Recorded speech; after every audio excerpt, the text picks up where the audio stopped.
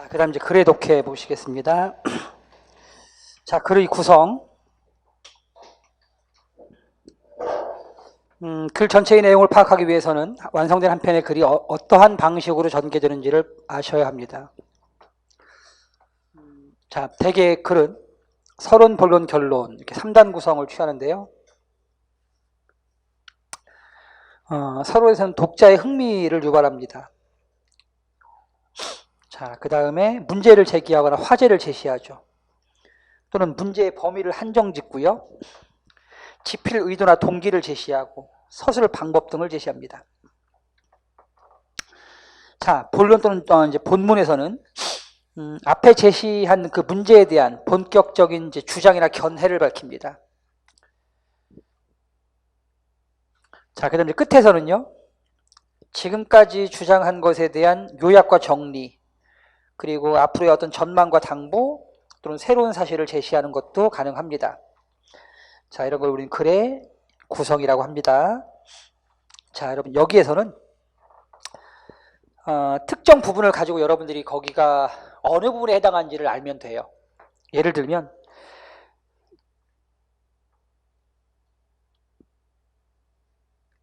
자, 2번 볼게요. 또 하나 미리 밝힐 것은 신분과 계급이란 두 용어를 혼동하지 말아야 한다는 것이다. 가령 신라에선 진골이라고 할 때 이는 신분을 말하는 것이다. 혈통에 의해서 그 사람의 사회적 특권과 의무가 법적으로 규정되면 그것은 신분인 것이다. 이에 대하여 계급이라는 말은 대체로 경제적인 면에 중점이 놓이는 경우가 많다. 조선시대 몰락한 양반은 신분은 양반이나 계급은 농민이다 라고 해서 이렇게 자주 쓰는 용어나 이제 어떤 개념을 설명한 부분은 자, 글의 이제 처음 부분에 해당된다고 볼 수가 있겠습니다. 자, 다음 보시겠습니다.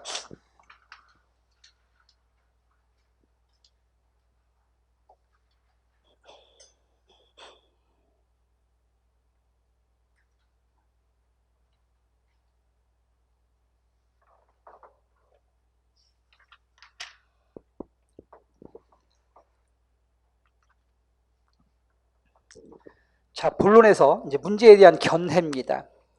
아득한 옛날 우리 조상들이 사용하던 우리말은 어떠한 모습이었을까? 이 의문에 대해서는 국어가 어떻게 형성되었는가 하는 문제, 즉 국어의 계통이 먼저 정확하게 밝혀져야만 정확히 대답을 할 수가 있는데, 국어의 계통에 대해서는 그동안 많은 연구가 이루어졌음에도 불구하고 아직 분명하지 않은 점이 있다. 여러 자료들을 바탕으로 살필 때 몽골어군, 만주퉁구스어군, 튀르크어군 등과 함께 국어가 알타이어 어족에 속할 가능성이 높지만 아직은 분명한 비교 언어학적 증거가 확보되지 않아 가설 단계에 머물러 있을 뿐이다 라고 해서 국어의 계통이 자, 어떤 계통에 속하며 그것은 아직 가설 단계일 뿐이라고 자신의 주장을 밝히고 있습니다. 그래서 우리는 이런 걸 자, 문제에 대한 견해 발표이기 때문에 자, 글의 본문, 즉 중간 부분이라고 합니다. 자, 마지막 결론입니다. 지금까지 말한 바를 요약하면 이라고 했으니까 자, 요약 정리 부분이고 결론이겠죠, 그죠?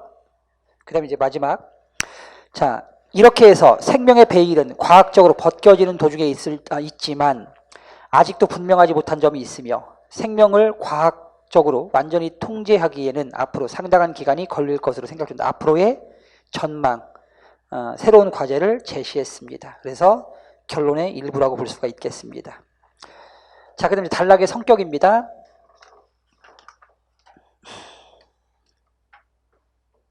앞서 말씀드린 것처럼 단락과 단락 간의 관계도 일정한 논리적 짜임이 있습니다. 첫 번째가 이제 원인과 결과입니다.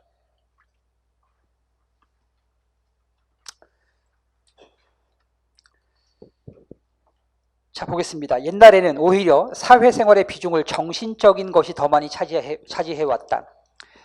종교, 학문, 이상 등이 존중되었고 그 정신적인 가치가 쉬이 인정받았다. 그러나 현대사회로 넘어오면서 모든 것이 물질 만능주의로 기울고 있다. 그것은 세계적인 현상이며 한국도 예외는 아니다. 물론 그 중요한 원인이 된 것은 현대산업사회의 비대성이다. 산업사회는 기계와 기술을 개발했고 공업에 의한 대량 생산과 소비를 가능케 했다. 사람들은 물질적 부를 즐기는 방법으로 쏠렸는가 하면 사회의 가치와 평가가 생산과 부를 표준으로 삼게 이르렀다. 그 결과 나타난 것이 문화 경시 현실이며 그것이 심하게 되어 인간 소외의 사회를 만들게 되었다. 정신적 가치는 설 곳을 잃었으며 물질적인 것이 모든 것을 지배하기에 이르렀다. 이렇게 물질과 부가 모든 것을 지배하게 되면 우리는 문화를 잃게 되며 삶의 주체인 인격의 균형을 상실하게 된다. 자, 이렇게 해서 이제 여러분 가와 나의 관계가, 자, 가가 나를 가지고 온 원인, 그죠? 그 다음에 나는, 자, 가로 촉발된 결과이기 때문에 원인과 결과의 관계라고 볼 수 있겠습니다. 자, 그 다음 납니다. 주장과 근거라고 하기도 하고요. 주지와 부연이라고 할 수도 있습니다. 이제 근거를 드는 이제 방식인데요. 뭐 예시나 예증의 방식으로 근거를 제시할 수 있습니다. 첫 번째 보겠습니다. 광고에서 배경음악은 전체의 분위기를 이끌어가는 매우 중요한 역할을 한다. 특히 최근의 광고에는 소리에 대한 비중이 점차 높아지고 있다. 그림보다 소리로 승부를 건다는 말이 있을 정도로 강렬한 소리로서 소비자의 마음을 현혹시키는 광고가 점점 늘고 있다. 이른바 사운드 마케팅이라고 불리는 이런 소리 위주의 광고는 소비자의 머리에 깊이 인식되어 소비를 이끌어낼 수 있고 기업의 이미지를 높일 수 있는 장점도 지녀 더욱 주목받고 있다. 자, 이게 주장입니다. 즉 광고에 뭐가 중심이 되고 있다? 소리, 사운드가 중심이 되는 마케팅이 나타나고 있다. 자, 그럼 뒤에는 뭐가 와야 돼? 근거가 와야 되겠죠? 자, 보겠습니다. 올해 TV에 선보였던 클래식 광고 음악으로는 엘가의 바이올린 소품, 사랑의 인사로 분위기를 살린 그랜드 커피 광고가 한동안 관심을 끌어모았으며 BJ의 오페라 카르멘 중 하바네라가 아모레의 여성 화장품 알로에 광고에 화려한 장식을 더했다.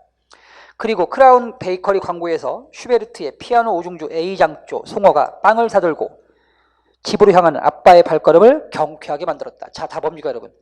구체적인 예시를 통해서 광고가 소리 중심, 즉 사운드 중심으로 나아가고 있다는 걸 뒷받침하고 있죠. 그죠? 자, 그래서 앞에가 주장, 뒤에가 근거인데 예시를 통한 근거가 되겠습니다. 자, 다음은 인용입니다. 사람은 사회적 동물이다. 사람은 본능적으로 다른 사람과 공동체를 이루며 살게 된다. 이거 주장입니다. 자, 그 다음에 토마스 만의 말대로 인간은 하나의 개체로서가 아니라 그 개체의 상호 연합에 의해서만 위대성이 구현되기 때문이다. 앞에가 주장, 뒤에는 토마스 만의 의견을 뒷받침해서 그 주장을 부연하고 있습니다. 그죠? 그러니까 주장과 인용, 주장과 부연의 관계라고 볼 수 있겠습니다. 자, 다음 비유입니다. 여러분, 비유는 굉장히 중요한 설명 방식 중에 하나입니다. 이 비유는 자, 어렵고 추상적이고 낯선 것이 있을 때 어려운 것은 무엇에 좀 더 쉽고 추상적인 것은 좀 더 구체적이고 낯선 것은 좀 더 익숙한 것으로 설명을 바꿔서 하는 겁니다. 그래서 독자의 이해를 돕는 방식, 이걸 우리는 비유라고 합니다. 알겠습니까? 아까 제가 여러분들에게 자, 문장의 관계를 여러분들에게 설명하면서 여러분들의 이해를 돕게 하기 위해서 이 문장의 관계를 무엇의 관계로 설명을 드렸죠, 여러분? 그렇죠. 가족의 관계로 설명을 드렸죠. 자, 이런 걸, 자, 문장의 관계는 조금 어려운 거죠, 그죠? 그쵸? 근데 여러분, 가족의 관계는 좀 더 쉬운 거죠. 그래서 어려운 것을 쉬운 것에 빗대어 설명하는 방식, 우린 이런 걸, 자, 비유라고 합니다. 또 앞서서, 자, 문장에 뭘 쓰면 여러분, 수사법을 쓰면 글의 매력이 높아진다. 이걸 설명하면서, 자, 음식에 색깔이나 뭘 쓰면 양념을 사용하면, 그죠? 음식의 맛이 높아지는 것에 빗댔죠? 자, 이런 걸 모두 뭐라고 한다? 비유라고 합니다. 알겠어요? 예. 자, 우리 몸은 전쟁터이다. 세균, 바이러스, 기생충 등 온갖 외부 이물질이 끊임없이 침략해온다. 인체에는 이런 적군이 침입하면 자동으로 출동해 선멸전을 벌이는 2단계 국방 시스템이 마련되어 있는데 이걸 면역이라고 한다. 자, 인체의 면역 시스템을 설명하려고 합니다, 여러분. 자, 근데 이게 좀 어렵잖아요, 그죠? 예, 전문적인 거니까 좀 어렵습니다. 인체의 면역 시스템, 이걸 무엇에 빗대는지 보겠습니다. 침입자가 독성이 약하거나 소규모 좀도둑 수준일 때는 1단계 작전으로 충분하다. 자, 침입자, 이거를 여러분 뭐에 국방 시스템, 그렇죠? 뭐 보안 시스템? 자, 인체의 면역 시스템을 여러분 보안 시스템에 빗댔습니다. 자, 침입자가 침입해 옵니다. 인체에 여러분. 침입자는 뭐가 되는 거죠, 그럼? 좀도둑이네요, 그죠? 좀도둑. 아, 세균. 세균이 이제 인체에 침입하는 거겠죠. 이물질. 세균이나 이물질이 침입합니다. 이걸 좀도둑에 빗댔습니다. 자, 그럼 좀도둑이 가정집 담에 해당하는 인체의 점막입니다. 인체의 점막을 넘어옵니다. 그죠? 이 점막을 뭐라고 했어, 여러분? 여기는 담입니다. 담. 몇 초 안에 자동으로 경보장치가 울려 가까운 파출소에 신고된다. 비만세포란 이름의 파출소에는 도둑이든 세포 근처의 모세혈관벽에 일시적으로 구멍을 숭숭 뚫으며 이 틈으로 혈액이 홍수처럼 밀려 들어간다. 혈액 속에 있는 경찰관인 백혈구가, 자, 백혈구가 출동합니다. 그죠? 예, 백혈구가 출동합니다. 자, 백혈구는 경찰관이 되겠네요.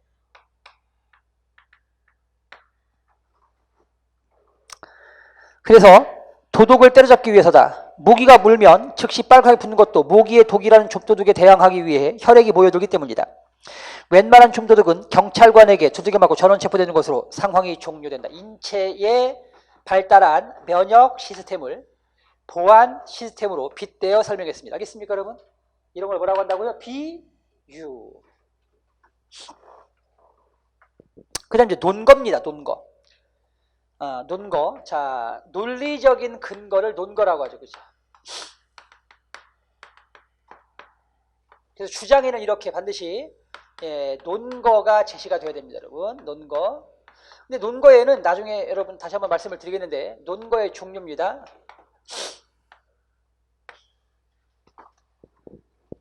객관적인 진실이나 통계, 데이터 등을 우리는 사실론거라고 합니다. 역사적인 사실 이나 아니면 통계 자료, 사실론거입니다. 근데 이제 사실론거만 있는 것이 아니라 소견론거도 있습니다, 여러분. 소견론거는 전문가의 견해입니다.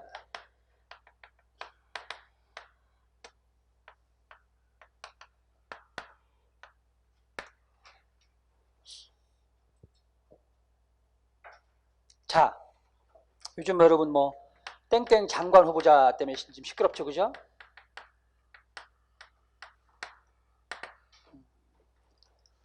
자, 논문 1저자에 올랐어요, 그죠? 뭐 영어를 이제 잘해가지고 논문 1저자, 이제 영어를 거의 뭐 영어 논문을 썼다라고 얘기를 하는 거죠. 영어 논문 수준으로 썼기 때문에 1저자다.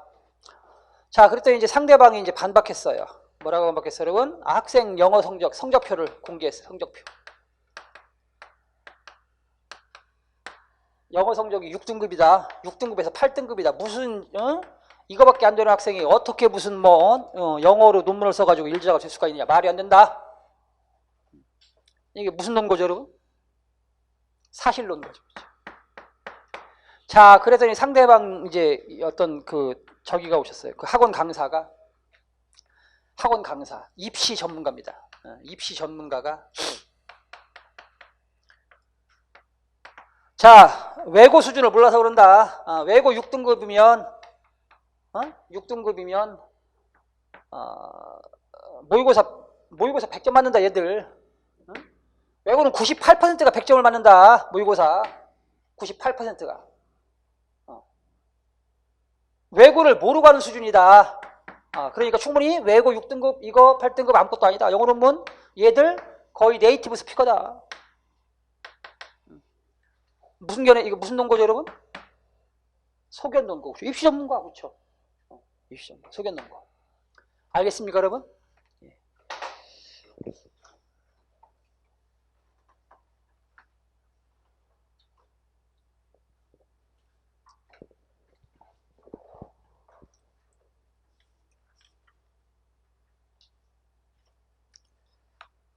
자, 다음. 자, 주지 또는 주장과 상술 부연입니다.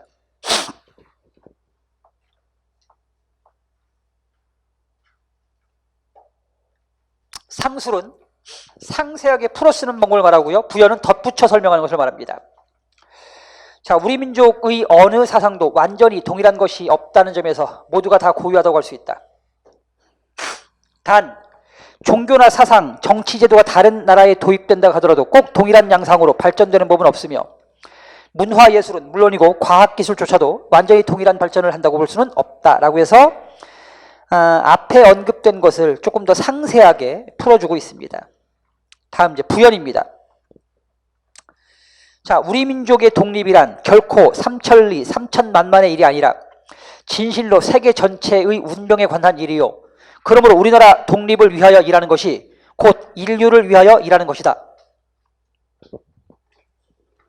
만일 우리의 오늘날 형편이 초라한 것을 보고, 왜 지금 이게 일제강점기에 쓴 거니까, 그래서 우리가 지금 식민지 상태니까, 자, 우리가 어떻게 인류를 위해 일할 수 있겠느냐 하는 생각을 가질 수 있겠지, 그치? 그래서 우리가 초라한 형편을 보고 자굴지심, 스스로 굴복하는 마음을 발하여 우리가 세우는 나라가 그처럼 위대한 일, 앞에서 언급한 어떤 일?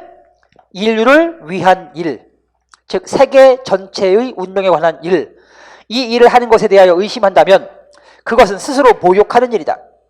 우리 민족의 역사가 빛나지 아니함이 아니라 그것은 아직 서곡에 불과했다. 우리가 주연배우가 되어 세계 역사의 무대에 나서는 것은 오늘 이후다. 자, 3천만의 우리 민족이 옛날 그리스 민족이 또는 로마 민족이 한 일을 못한다고 할 수 있겠는가라고 해서 앞에 우리 민족이 세계 전체의 운명, 즉 인류의 어떤 그 운명을 위한 일을 해야 된다는 얘기를, 그죠? 덧붙여서 설명하고 있습니다. 알겠습니까? 이런 걸 부연이라고 합니다.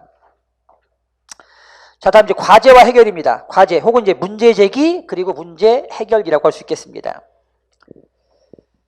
자, 우리나라 교육 입시 제도, 교육 제도, 교육 민주화 등은 기본 교육 이념에서 나온 것인데 교육 이념의 설정에도 문제가 있고 그에 따른 제도나 교육 내용, 방법 등에도 문제가 있다는 것이다.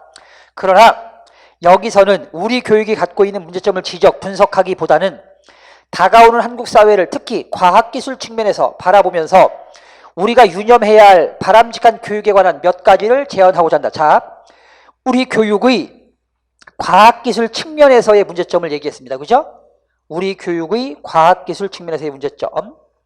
자, 그럼 여러분 보세요. 앞에 있는 얘기. 앞에 가만 놓고 볼게요. 가만 놓고. 우리나라 교육의 입시제도, 교육제도, 교육민주화 등 교육 기본 이념에서, 그죠? 여러 가지 문제가 있다는 얘기 왜 한 걸까요, 여러분? 이 얘기 왜 한 걸까요? 이 얘기 왜 한 거예요? 앞에 있는 얘기는 뒤에 있는 뭐 얘기하려고? 교육의 과학기술 측면에서의 문제점을 얘기하려고 앞에 우리 교육 전체의 문제를 얘기한 거지, 그치? 그죠? 그럼 앞에 있는 얘기는 뒤에 있는 얘기에 대한 뭐였다, 여러분? 전제, 그죠? 전제. 그리고 자, 뒷부분, 즉 우리 교육에 있어서의 과학기술 측면에서의 문제점이 자, 이 글의 가글의 중심 내용, 즉 주제가 되는 것입니다. 그럼 뒤에는 뭐가 와야 돼요? 과학기술 측면에서의 문제점을 얘기했으니까 뒤에는 해결책이 와야 되겠습니다. 학교 교육과 기능 훈련을 중심으로 하는 현재의 교육 시스템에는 한계가 있다. 학교 교육은 청소년 교육을 담당하고 있으나 이미 학교 교육을 마친 대다수의 국민들도 과학기술 사회에서 시민활동을 해야 하는 바, 이에 대한 준비가 필요한 것이다. 따라서 학교 교육 기능을 정규교육 이상인 사회교육, 평생교육, 계속교육으로 확대시킬 필요가 있으며 시민교육의 능률화를 기하여 전 국민에 대한 과학기술 기본교육으로 지향해야 되겠다라고 해서 앞에 언급한 우리 교육에 있어서의 과학기술 측면의 문제점을 해결할 방법을 제시했지, 그치? 그죠? 자, 앞에 문제 제기, 뒤가 해결책이 되겠습니다. 그 다음 이제 전제와 결론. 뭐 아까 많이 얘기했잖아. 지금 방금도 얘기했고. 그러니까 어떤 얘기를 하려고 앞에 밑바탕, 그죠? 밑밥을 깔아주는 것을 뭐라고 한다고 여러분? 전제라고 해요. 그러니까 예를 들면 이런 겁니다. 쉽게 얘기하면, 자, 남편이 집에 와가지고 이제 아내가 이제 설거지를 하고 있으니까 아내 옆에 가서 자기야 힘들지? 내가 어깨 좀 넣어줄게. 야 자기야, 자기 손 터. 내가 설거지 대신 해줄게. 자기 빨리 가 있어. 쉬어. 평소에 안 하던 짓을 해요, 그렇죠? 응? 이상하네. 마음이 변했나? 뭐 이렇게 좀 생각을 합니다, 그렇죠? 네, 그 이제 그래 그럼 도와줘 하고 이제 가서 이제 과일 깎아가지고 이제 오더니 남편이 과일 깎아가지고 와. 오더니 딱 이제 자기야 앉아봐 하면서 이제 자기 이제 그 본론을 얘기하는 거지. 자기야, 내 옆에 김대리 있지, 김대리. 이번에 외제차를 탔는데, 차 끝내주더라. 안전하고, 편리하고. 자기야, 우리도 애기 있잖아. 안전성이 중요하잖아. 어때? 이번에 차 바꿔놓을게. 그럼, 앞에 이 인간이 와서 막, 그죠? 주물러주고, 자기야, 손 터서 어떡해. 아유, 힘들지. 내가 대신 해줄게. 이건 뭐였어, 이거는? 결국은 뒤에 있는 얘기를 하려고 했던 밑 배경, 그쵸? 예, 전제 행위란 말이에요. 알겠어요? 그러니까 그게 이제 그래서의 전제인 겁니다. 이해됐습니까, 여러분? 어떤 얘기를 하려고 밑밥을 깔아주는 행위. 자, 예를 들어 볼게요. 자, 라달락 보겠습니다. 반만년 역사의 권위. 이것도 이제 일제강점기에 쓴 겁니다. 김희독립선언서야. 자, 5천년 역사의 권위를 가지고 있대. 그래서 독립을 선언한대. 두 번째, 2천만 민중. 당시 이제 민족의 구성원 인구수가 2천만이었으니까 2천만 민족의 충성스러운 마음을 가지고 있대. 그래서 독립을 포명한대. 세 번째, 민족의 오래되고 여일, 늘 한결같은 발전을 해야 한대. 그래서 독립을 주장한대. 네 번째, 인류적 양심의 발로에 기인한 세계 개조, 세계 발전에 함께 따라가고 병진, 같이 가기 위해서 독립이 필요하대. 자, 이렇게 우리가 독립해야 되는 이유. 첫 번째, 우리는 5천년 역사를 가지고 있어. 두 번째, 2천만 민중이 하나같이 독립을 바래. 세 번째, 민족이 한결같은 발전을 해야 돼. 네 번째, 세계 발전에 함께 가야 돼. 이런 얘기를 왜 한 거야? 이 얘기 왜 한 거야? 자, 뒤에 봐. 그러니까 이 독립이 하늘의 명령이며 시대의 대세, 큰 뜻이며 전 인류가 공존하고 동생 함께 살아가는 정당한 권리의 발동이야. 즉 독립은 정당하다, 그렇죠? 천하의 어떠한 세력이든지 우리의 독립을 꺾지는 못할 것이다. 앞에 있는 얘기 왜 한 거야? 뒤에 독립의 정당성을 주장하려고, 그렇죠? 그 얘기하려고 앞에 밑밥으로 깔아준 거야. 뭐 민족적 역사가 어떻고 민족의 구성원이 어떻고 이런 얘기 뒤에 우리 독립은 정당해, 우린 독립을 해야 돼, 독립은 필요해, 이 얘기하려고. 알겠습니까, 여러분? 그래서 앞에를 뭐라 그래? 전제, 뒤를 주제라고 하는 겁니다. 자, 그 다음에 이제 대립관계. 자, 과학은 서로 다른 경험들을 연결하는 하나의 이론이 성립될 수 있도록 정밀한 관찰과 실험의 기초를 두고 있다. 과학의 특성입니다. 이와 반대로 종교는 계시를 받았거나 또는 자신이 인정하는 지혜의 기초를 두고 있습니다. 자, 이건 종교의 특성입니다. 그래서 앞에는 과학의 특성, 뒤에는 종교의 특성을 각각 대립되는 특성을 맞세워 제시하고 있습니다. 그래서 이런 걸 대립관계 또는 상반관계라고 하는 것입니다. 그러니까 이런 경우에는 아까도 말씀드렸지만 어떤 게 주지고 어떤 게 그 부연관계가 아닌 거지, 그렇지? 그죠? 그러니까 둘 다 똑같이 뭐가 되는 거예요, 여러분? 둘 다 주지가 되는 거예요. 두 개를 합해서 일반화시킨 게 전체 주지가 되는 겁니다. 즉 과학과 종교의 차이점, 그죠? 뭐 이렇게 되는 거겠지. 알겠습니까?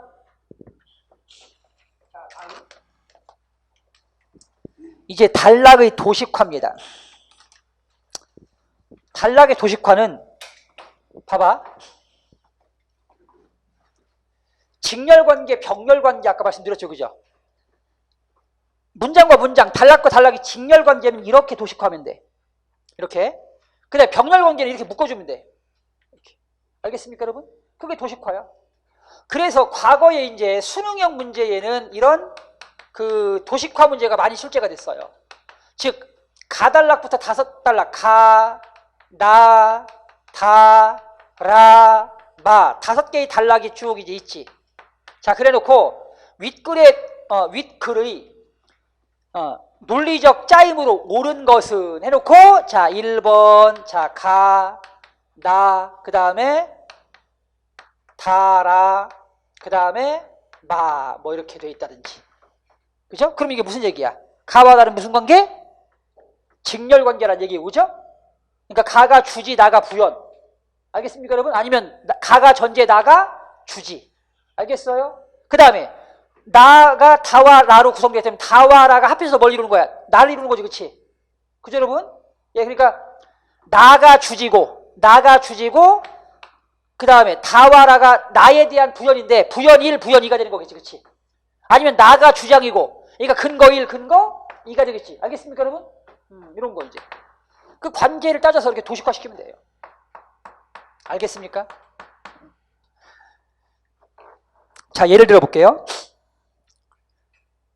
거기 연습 문제 보시겠습니다. 풍속화는 인간의 생활상을 적나라하게 표현해야 하므로 무엇보다 먼저 사실성을 중시하지 않을 수 없다. 자, 1. 뭘 중시한다고 풍속화는?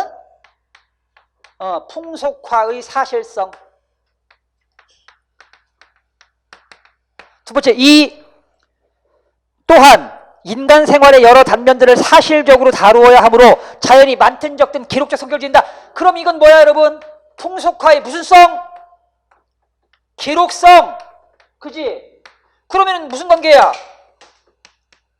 무슨 관계야? 직렬관계야, 병렬관계야? 병렬관계지. 아니, 각각의 다른 풍속화의 특성인데 어떻게 직렬관계야? 그죠? 병렬관계지. 자, 그러므로 이 사실성과 넓은 의미의 기록성은 풍속화의 1차적 요건. 3. 뭐라고, 여러분? 풍속화의 1차적 요건. 그럼 뭐야, 여러분? 얘가 주지지. 그죠? 주지. 앞에는 전제고. 알겠습니까, 여러분? 그럼 어떻게 돼야 돼? 요 두 개가 합해져서 뭐가 돼야 되는 거야? 3이 되면 되겠지. 그죠? 알겠습니까? 1과 2는 병렬, 그다음에 1, 2가 병렬돼서 3과 직렬관계로 연결됩니다. 이런 거 찾으면 되는 겁니다. 그럼 선택지에서 찾으면 돼. 어차피 서술형 주관식 문제 아니니까 선택지에서 그죠? 요거 확률. 그러니까 1과 2가 병렬되었고 1, 2가 합해서 3으로 직렬되는 거 찾으면 답 나오는 거겠지. 뭐, 그죠? 알겠습니까? 그 다음에 4번 보겠습니다. 이 두 가지 중에서 어느 한 가지만 결여되어도 진실된 풍속화라고 보기 어렵다. 자, 풍속화는 이 두 가지가 꼭 필요하다. 그래서 1차적 요건이라고 했고 4에서 이 두 가지 중 어느 하나만 결여되어도 진실된 풍속화라고 할 수 없다고 했으니까 앞에 말고 같은 말이네, 그치? 이 두 가지가 풍속화의 요건이다. 이 두 가지 중 하나만 결여되어도 풍속화가 될 수 없다. 그죠? 같은 거잖아. 그쵸? 같은 거니까 뭐 어떤 위상이 같네, 얘네 둘은. 자, 그 다음에 이제.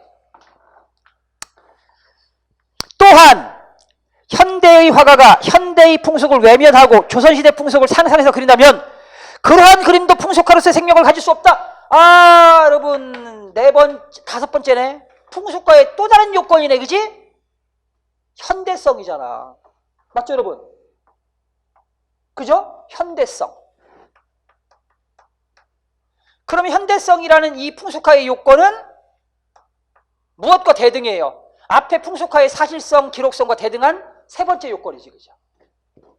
자, 그 다음에 그러므로 풍속화에서는 사실성, 기록성과 함께 시대성이 언제나 중요해서 마지막 결국은 6이 뭐가 되는 거야? 이걸 전체의 뭐가 돼요, 여러분? 오케이. 6이 주지가 되는 거죠, 그렇죠? 알겠습니까? 자, 다음입니다. 단락의 구분입니다. 앞서 말씀드렸듯이 단락은 공통된 생각 덩어리야. 그죠? 문장 1, 문장 2, 문장 3, 문장 4가 만나서 이루어진 공통된 생각 덩어리가 단락이라고 했으니까 만약 여러분 단락을 나누려면 생각이 뭐가 돼? 생각이 바뀌어야 되고 화제가 바뀌면 단락 2가 되는 거 알겠어요? 화제의 변화를 중심으로 단락을 나누는 것이다. 그것만 생각하면 되는 거지 뭐. 그렇죠? 그래서 예를 들면 이제 단락을 구분하는 문제를 낼 수 있어요. 단락 구분 문제 같이 볼게요. 다음 글의 단락을 둘로 나눠보자. 그럼 이제 화제가 그죠? 어떻게 다루는지를 따져야 돼. 보겠습니다. 기성세대와 달리 소위 신세대는 70년대 이후에 태어나 경제적 풍요를 어린 시절부터 향유해왔던 세대다. 기성세대가 산업사회를 도입하고 정착시킴으로써 한국사회를 가난에서 벗어나겠다면 이 세대는 대중문화의 폭발적 신장에서 비롯된 감각문화에 익숙하고 된장찌개보다 간편한 인스턴트 식품을 즐기며 자란 세대다. 즉 신세대는 이른바 후기 산업사회의 문화를 향유하며 성장한 세대인 것이다. 자, 또한 이 세대는 컴퓨터의 생활화로 사이버 공간에서의 인간관계에 익숙하고 영상체계들의 복합이 이루어낸 멀티미디어 혁명을 체험하며 자란 세대이기도 하다.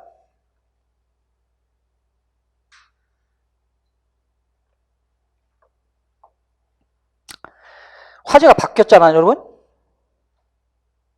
앞에 그러니까 신세대의 특징을 얘기하고 있는데 앞에는 경제적 풍요를 누린 신세대를 얘기했고요. 그렇죠? 그죠, 여러분? 근데 두 번째 이제 또한 이 세대는 컴퓨터의 생활화로 사이버 공간에서 인간관계에 익숙하고 영상체계들의 복합이 이루어낸 멀티미디어 혁명을 체험한 세대다. 이건 경제적 풍요하고는 관계없는 거잖아. 그렇지? 문화적 특징이잖아. 문화적 특징. 이에 반해 기성세대는 영상보다는 문자를 중심으로 한 문화에 더 많은 공감을 표시하는 세대다. 놀이 문화도 여기에서 예외는 아니다. 대개의 기성세대가 구슬치기나 딱지치기 등 직접적인 대면 놀이를 하면서 활동적인 놀이 문화를 즐기는 반면 오늘날의 신세대는 전자오락이나 컴퓨터 게임, PC통신 등 가상공간에서 상대방과 직접 대면하지 않고 즐기는 놀이 문화에 더 익숙하다. 그래서 앞에는 경제적인 특징, 뒤에서는 무슨 특징? 문화적인 특징. 신세대의 두 가지 특징이 이 글의 주제야. 여러분 알겠습니까? 주지라고. 그게 나눠지는 부분이 어디야? 또한. 알겠습니까? 거기가 나누어지는 부분입니다. 그래서 사에서 단락을 나누시면 됩니다. 다음 글의 주제입니다. 주제를 파악하는 방법. 지금까지 누누이 강조했잖아. 주제를 파악하는 방법. 뭐가 주제다 여러분? 일반적 진술이 주제다. 그렇죠? 그것만 기억하면 돼. 여러분. 자, 구체적 진술, 일반적 진술이 있으면 일반적 진술이 주제다. 자, 또 하나. 주제를 파악하는 방법 알려줄게요. 여러분 또 하나. 자, 아까 배웠던 접속어를 가지고 주제를 파악할 수 있어요. 접속어를 통한 방법. 아까 가르쳐줬잖아. 예를 든다. 예시. 예를 들어. 왜 예를 든다? 왜 예를 들어? 앞에 게 중요하니까. 그죠? 상술한다. 상술. 왜 상술한다? 앞에 게 중요하니까. 그쵸 여러분? 자, 비유한다. 비유. 아까 어디 갔어 여러분? 지웠네. 여기 있네. 자, 문장의 관계를 설명하면 되는데 굳이 왜 가족의 관계를 여기다 설명하고 있냐고.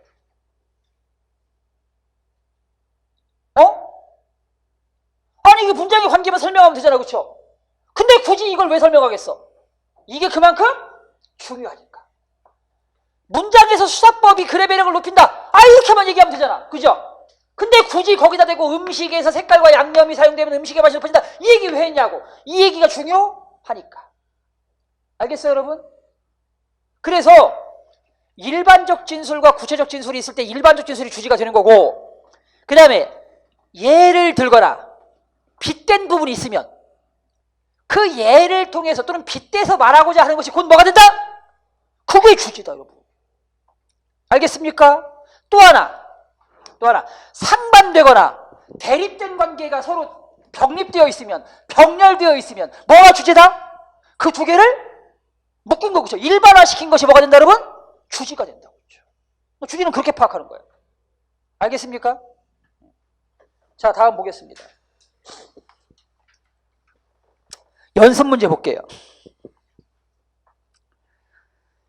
다음 글에서 필자가 중점을 두어 말하고자 하는 바는, 자, 흔히 우리가 뭔가 거대한 것을 이야기할 때 인간을 기준으로 넓은 바다를 이야기하고 드넓은 대륙을 예로 들지만, 이 모든 것을 품고 있는 세계, 즉 지구는 우리 은하계의 변두리에 있는 조그만 별에 불과한 태양에 딸려 있는 행성들 중 하나다. 이 태양 같은 별이 우리 은하계에 2천억 개가 있고 우주에 있는 은하수의 수만 1천억 개 이상이므로 우리 우주 안에 있는 별의 수는 쉽게 말해 전 세계에 있는 해변 모래사장에 모래알 수만큼 많다. 자, 여러분 봐봐. 자, 우리가 여러분 태양계라는 그 태양계라고 하는 이 공간에 살고 있거든. 우리는 지구는 이 태양계에 있는 수많은 별들 중에 여러분 우리 밤에 눈에 보이는, 지금 잘 보이지도 않지만 그 밤에 보이는 반짝반짝 그 빛나는 수많은 별들이 모여서 태양계를 이루는 거고, 그죠? 이 태양계가 몇 개 있다고 여러분? 2천억 개가 모이면 뭐가 된다고? 이 태양계가, 그러니까 우리 밤하늘에 보이는 별들이 이만큼의 그 노란한 별들이 2천억 개가 모이면 뭐가 된다고? 그게 은하계가 된대. 은하수. 그렇죠? 은하수. 그 다음에 이 은하수가 또 1000개가 모이면 몇 개가 된다고? 은하수가 1000개가 모여야 우주가 된대.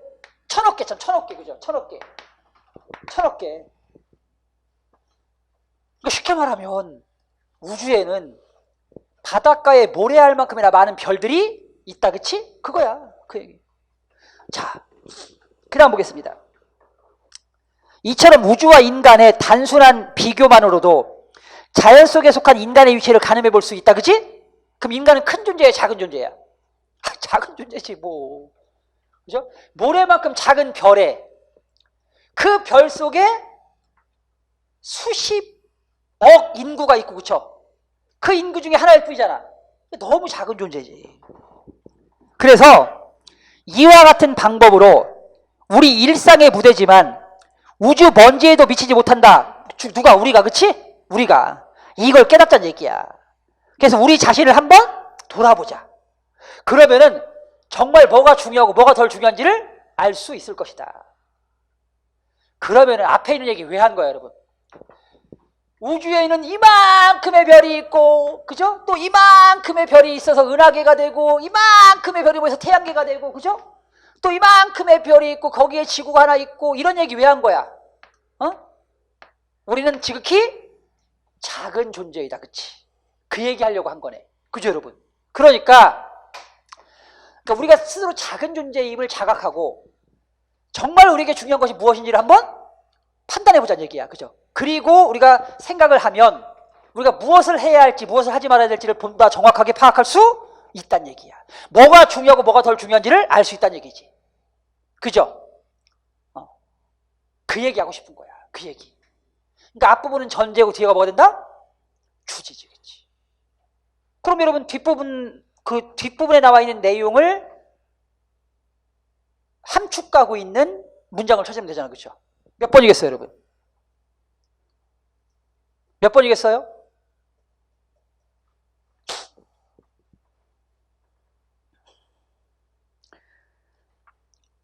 일상의 무대이지만 우주 먼지에도 못 미치는 이 작은 행성을 벗어나라고 했잖아요. 그렇죠? 그러니까 뭐예요, 여러분? 일상적 사고에서 벗어나서 뭐가 좀 생각을 그냥 다르게 하자. 그 주장이 이 글의 주제가 되겠죠. 알겠어요? 자, 그 다음 두 번째 보겠습니다. 기출문제입니다. 이번에는 잘 들어. 외래어는 원래 언어에서 가졌던 모습을 잃어버린대. 그리고 새 언어에 동화되는 속성을 가지고 있대. 일반적 진술이야, 구체적 진술이야? 일반적 진술이지. 왜냐하면 외래어가 새 언어에 동화되는 속성을 가지고 있다라고만 했을 뿐 어떤 측면에서 어떻게 새 언어에 동화되는지에 대한 설명은 하나도 없거든, 그치? 그러면 여러분 이거 뒤에 안 읽어도 뻔해. 뒤에 내용 다 보겠어, 당연히. 외래어가 새 언어에 도화되는 속성 첫째, 둘째, 셋째 예를 들어 설명했겠지, 그치? 그럼 여러분 글의 주제는 당연히 첫 부분이야, 그죠? 뭐야? 외래어가 새 언어에 도화되는 속성. 그거 줄여봐, 뭐야? 외래어의 특성이 되겠죠, 여러분. 알겠습니까, 여러분? 네, 주지고요. 뒷부분은 다 예시입니다. 자, 다음 보겠습니다. 제목입니다, 여러분. 제목. 여러분, 주제하고 제목이 달라? 주제는 글쓴이의 중심 생각이고요. 제목은 그 주제를 함축하고 있는 압축적인 문구, 그죠? 상징적인 문구가 곧 뭐야? 제목이야. 결국은 주제 이퀄 뭐야, 여러분? 제목이야. 같아, 그쵸? 같은 거야. 그러니까 제목도 결국은 주제다. 따라서 제목도 일반적이겠지, 그치? 그죠? 또 제목도 마찬가지야. 예시나 비유나 상수를 통해서 뒷받침하고자 하는 것이 뭐가 된다, 여러분? 그게 제목이 되는 거야. 알겠어요? 자, 제목 보겠습니다. 제목 찾기. 우리는 비극을 즐긴다. 비극적인 희곡과 소설을 즐기고 비극적인 그림과 영화 그리고 비극적인 음악과 유행가도 즐긴다. 슬픔, 애절, 우수의 심연에 빠질 것을 알면서도 소포클레스의 안티고네, 섹스피어의 햄릿을 찾고 베토벤의 운명, 차이콥스키의 비창, 피카소의 우는 여인을 즐긴다. 우는 여인을 즐긴다? 아니면 텔레비전의 텔레비전의 멜로드라마를 보면서 값싼 눈물이라도 흘린다.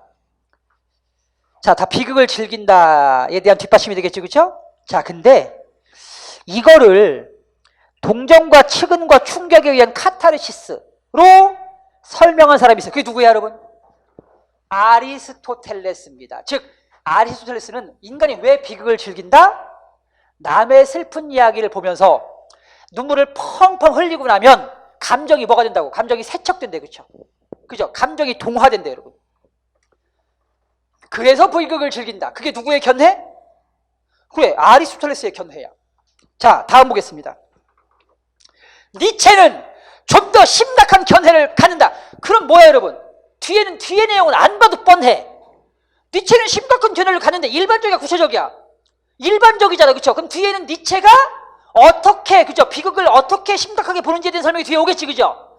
그럼 앞부분 첫 번째 단락은 누가 생각한 비극을 즐기는 이유였어? 아리스토텔레스가 생각한 비극을 즐기는 이유였고, 두 번째는 누가 생각한 비극을 즐기는 이유야?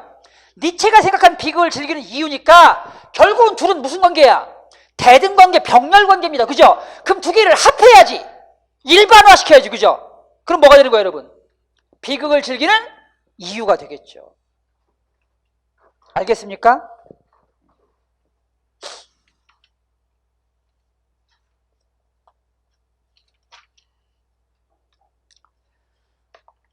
자, 그 다음 729쪽 보겠습니다. 내용의 요약.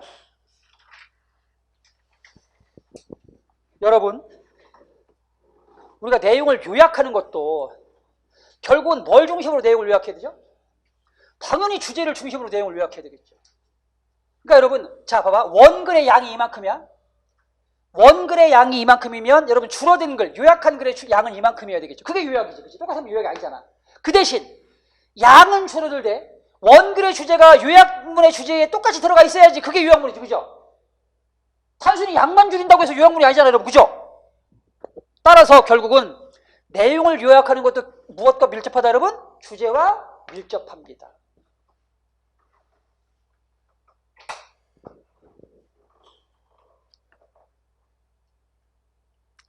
자, 다음 보기를 가장 잘 요약한 것은 오두막이나 초가 삼간 정도라면 설계도가 없더라도 집을 잘 지을 수가 있다. 그러나 웅장하거나 예술적인 건축을 위해서는 정교한 설계도가 있어야 한다. 인생의 경우도 이 사정은 비슷하다. 아, 비유의 방식 썼네, 그치? 그죠, 여러분? 집을 지을 때 작은 집은 그냥 져도 돼. 그죠? 인생도 마찬가지야. 그냥 우리가 뭐 이렇게 짧은, 그러니까 단기간의 어떤 그 인생들은 특별한 계획을 세우지 않아도 돼, 그죠? 근데 조금 이렇게 어떤 장기적인 인생은 반드시 뭘 세워야 돼? 계획을 세워야 돼. 자, 인생의 경우도 마찬가지다. 집이 필요한 사람이 새 집을 짓고자 할 때 전문적인 건축사에게 맡기는 것이 보통이다. 그러나 인생의 설계는 남에게 부탁할 성질의 것이 아니다. 자, 이번에는 인생과 집 짓기의 차이점이네. 그치? 인생과 집 짓는 것 공통점. 둘 다 뭐가 필요하다? 설계도가 필요해. 근데 집을 짓는 설계도는 누구한테 맡기면 돼? 건축사한테 맡기는 거야. 그치 여러분? 예. 근데 인생 설계는 남한테 맡길 수 있어 없어? 없잖아.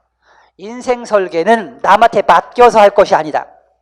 남의 조언을 참고로 하는 것은 바람직하나 필경 자기의 삶은 본인 스스로 설계할 수밖에 없다. 인생이란 건축처럼 단순하고 기계적인 과정이 아니어서 항상 변동하는 상황에 주체적으로 결단을 해야 하는 까닭에 조언자가 늘 붙어 다닐 수는 없는 이상 남이 만든 설계도는 쓸모가 없다. 그래서 자기의 삶은 스스로 주체적으로 살아야 마땅하다는 관점에서 보더라도 인생 설계는 누가 해야 된다? 자기 스스로 그죠? 해야 한다. 자, 그럼 이제 줄여봅시다, 여러분. 건축에는 설계도가 필요하듯이 인생에도 뭐가 필요하다? 설계도가 필요하다. 건축 설계는 남에게 맡길 수 있지만 인생 설계는 남에게 맡길 수 없다. 그죠? 왜냐하면 건축은 단순히 집을 짓는 것이지만 인생은 변동 상황이 되게 그죠? 그러니까 뭐라고 해야 돼요, 여러분? 다양하잖아, 그렇죠? 그리고 무엇보다 인생은 자기가 사는 것이기 때문에 자기 인생은 주체적으로 스스로 설계해야 됨이 마땅하다. 그런 얘기잖아. 그럼 여러분 찾으면 되잖아. 몇 번이죠? 4번. 인생 설계는 주체적으로 해야 한다. 자, 이렇게 해서 이제 글의 주제까지 했고요. 그 다음, 자, 다음 시간에 식사하시고 이제 오후에부터는 이제 글의 추리부터 나가도록 하겠습니다.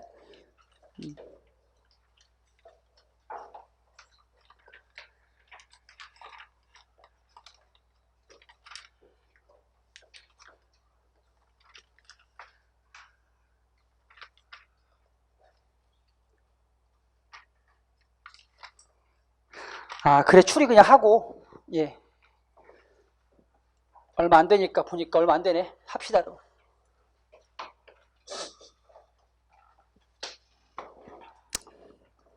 자, 추리입니다. 첫 번째는 생략된 내용을 추리하는 겁니다. 자, 이렇게 생략된 내용을 추리하는 방법이 있지. 글의 앞부분, 그죠 여러분? 그 다음에 뒷부분을 보면 중간 부분을 생략할 수 있잖아, 그죠? 그래서 중간 부분을 생략이 됐을 때 우리가 이걸 추리할 수 있다고, 여러분. 그래서 이 앞에 있는 내용, 뒤에 있는 내용을 가지고 추리하면 되는데, 자, 그게 이제 생략된 내용 추리하는 방법이 되겠습니다. 예컨대 문제를 보겠습니다. 자, 우리나라에서는 문직이란 직업은 희귀하게 잘할 수 없으나 우편 배달부의 세습률은 0.001%는 절대 모르겠다. 거의 없다. 4번의 계급의식이 깨진 이래 아버지보다 한결 사회평가가 높은 직업으로의 상향 욕구가 우리 사회를 압도적으로 지배했다는 증거다. 이 같은 상향의식은 세상 사람들이 고루 가지고 있으나 한국인에게 유독 강하다는 점에 조명을 대보고 싶어진 것이다. 자, 한 사회의 기능은 대학 출신도 필요하지만 중학 출신도 아울러 필요하다. 고 지식보다 저 지식을 몇 급 더 필요로 하고 있다. 한데 한국인의 억센 이 상향의식과 위로받지 않는 사회 동력의 상향 구조 때문에 하층에 머물러 있다는 것에 대해서 심리적 부담감과 정신적인 열등감을 갖는다. 엄연하게 상향 루트가 트여 있는데도 불구하고 하층에 머물러 있는 자는 무엇을 갖는 것은 당연하다. 앞에서 뭐라고 했어, 여러분? 앞에 하층에 머물러 있는 사람들은 심리적 부담감, 왜 나만 하층이지? 이렇게 심리적인 부담감. 또 정신적인 열등감, 야, 내가 부족한 걸까? 이렇게 정신적인 열등감을 갖는데. 그죠, 여러분? 앞에 이렇게 언급해 줬잖아. 그럼 여기 들어갈 내용은 이 심리적 부담 또는 정신적인 열등감과 관계된 정서가 와야 되겠지. 그치? 그죠? 자, 그 다음에 뒤 볼게요, 뒤. 옛날에는 계급사회의 신분이 그지없이 상향하는 사회 동력을 억제했었다. 가령 중위는 아무리 잘 나가도 벼슬을 가질 수 없듯이 곧 계급은 상향사회 동력의 체크포인트다. 인도 여행에서 느낀 일이지만 인도의 하층 계급 사람들은 한국의 하층 사회에 속한 사람처럼 심리적으로 비참한 법이 없었다. 곧 계급이나 직업은 숙명적이기에 오히려 안정과 연대감으로 상호 부조하고 있기 때문이다. 자, 그럼 뭐야? 뒤에 안정과 연대감. 인도 사람들은 안정과 연대감을 가져요. 그렇죠? 그죠? 예, 그렇기 때문에 심리적인 부담감과 정신적 열등감이 없대.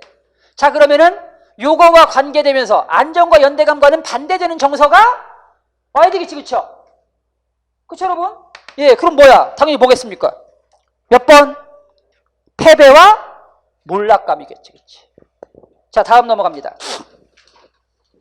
이번엔 근거와 전제의 파악이야. 자, 여러분 보세요. 주장에 대해서는요, 어떤 주장이 있으면 그 주장을 뒷받침할 수 있는 근거, 근거, 예시, 이런 걸 여러분 어떻게 할 수 있어야 돼? 찾아낼 수 있어야 되겠지. 그렇지?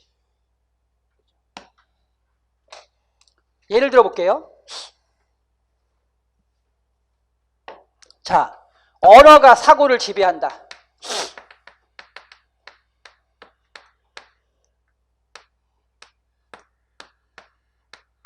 예를 들어, 그럼 뒤에는 뭐가 와야 돼요? 언어가 사고를 지배하는 예시가 와야 되겠죠? 예, 이거 추론할 수 있어야 되겠지. 그리고 이제 자, 보기에서 1번, 2번, 3번, 4번 이렇게 주면 거기서 언어가 사고를 지배하는 예시가 아닌 걸 찾으면 되는 겁니다, 여러분. 그게 이제 사례 추론하기야. 또는 근거 추론하기.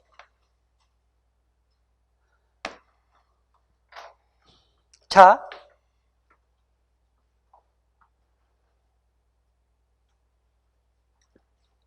색채어를 색채어를 10개 알고 있어요. 10개 아는 아이가 있어요. A는 색채어를 10개 알아.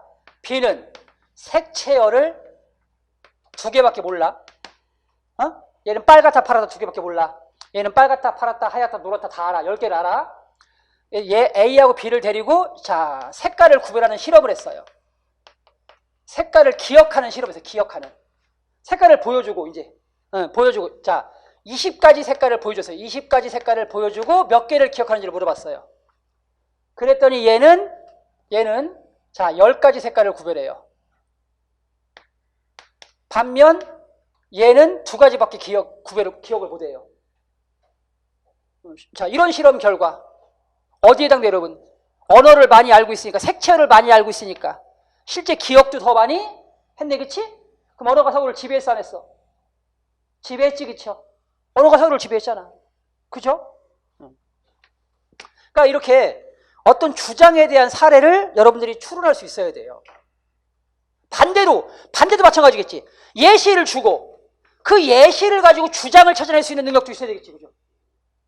그죠, 여러분? 그게 다 추론하기야. 예시를 가지고 주장 추론하기.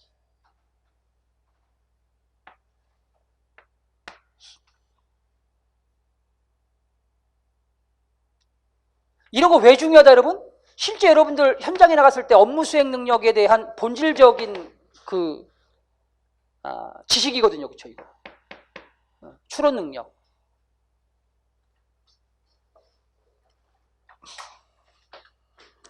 자, 예를 들어 보겠습니다. 연습 문제. 거기 기억 보세요. 신은 시계를 만들 때까지만 필요했던 존재예요. 그 이후에는 필요 없는 존재가 돼버렸대. 그럼 왜 신은 시계를 만들 때까지만 필요했던 존재였을까? 자, 앞에 읽어봅시다. 17세기 과학혁명은 바로 인력이라는 중심 개념의 창출에서 비롯되었다. 뉴턴은 운동의 변화가 힘 때문에 생긴다는 사실에 주목했고, 자, 뉴턴은 어떤 물체든지 그 물체 하나만으로 움직이는 일은 없다. 즉 인력에 의해서 물체가 움직인다. 사과나무에 매달려 있는 사과는 땅과의 인력에 의해 떨어지는 것이고, 지구 주위를 돌고 있는 달은 지구와의 어떤 인력에 의해서 움직이는 것이다. 이걸 알았다는 얘기야. 누가? 뉴턴이. 자, 그래서 이 힘이, 즉 인력이 올바르게 수학적으로 계산만 할 수 있다면 사과가 언제 떨어지는지, 또 달이 언제 움직여서 언제 바닷물을 끌어올리는지, 그죠? 이런 것들을 정확하게 알 수 있다는 얘기입니다. 알겠습니까, 여러분? 그러니까 신은 언제까지만 필요했어? 인력의 개념을 알고 난 이후 그걸 수학적으로 계산하기 전까지만 필요했던 거죠. 그렇죠? 신이시여 고기를 많이 잡게 해주십시오 하고 제사를 지낸단 말이야. 제물을 바치고. 신이시여 농사를 잘 되게 해주십시오 하고 제사를 지낸단 말이에요. 그렇지? 그죠? 근데 언제 어떻게 해야 사고가 많이 열리는지, 그죠? 그리고 언제 가야 고기를 많이 잡을 수 있는지를 인력으로 우리가 정확하게만 계산할 수 있다면 굳이 뭐 할 필요가 없어요, 여러분. 최선을 지낼 필요가 없는 거지. 그게 그 얘기잖아, 그렇죠? 그 얘기잖아. 여러분, 밀물이 왜 생겨? 바닷물이, 여러분, 밀물과 썰물이 왜 생기냐고. 달이 가까워지면 물을 끌어당기는 거야, 그렇죠? 달이 멀어지면 물이 돌아가는 거고, 그죠? 인력이 줄어드니까. 근데 옛날에는 그걸 알았어, 몰랐어? 몰랐잖아, 그죠? 예, 그러니까 막 물이 막 넘치면 막 신에게 막 제사를 지내는 거예요, 그렇죠? 아이고, 물이 넘치지 않게 해주십시오, 그죠? 제사를 지낸다. 근데 그걸 알게 되는 순간 더 이상 제사를 지낼 필요가 없지. 기다리면 물이 저절로 빠지니까, 그렇지?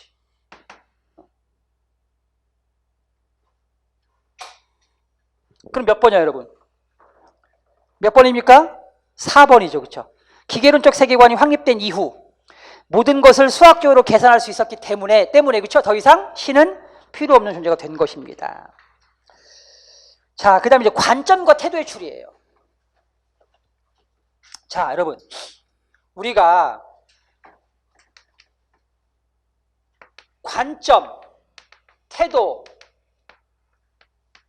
어떤 사람이 사물을 바라보는 관점과 태도, 성향,